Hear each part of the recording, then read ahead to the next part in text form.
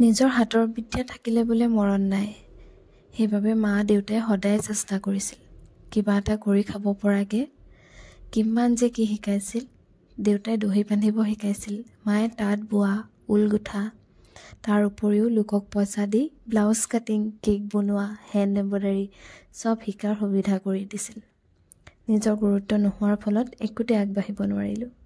ভাবিছে চাগে ন কি কৈ আছোঁ? বাদ দিয়ক এইবোৰ, যি হ'ল হ'ল আৰু। আকৌ ভাবিছোঁ প্ৰথম পৰা ষ্টাৰ্ট কৰোঁ। মানে মই আকৌ ঊলৰ কাম হাতত লৈছোঁ বহুত দিনৰ মূৰত। তাকে কিবাকিবি বনাই আছোঁ, আপোনালোকক বাৰু দেখাম। মোৰ লাগতিয়াল বস্তুখিনি লৈ তাৰ পৰা ওলাই আহিলোঁ। আপোনালোকেও জনাবচোন আপোনালোকে কি কি হাতৰ কাম জানে বাৰু। কৰি বাৰু ভালেই লাগে, কিন্তু সময় অকণ লাগে।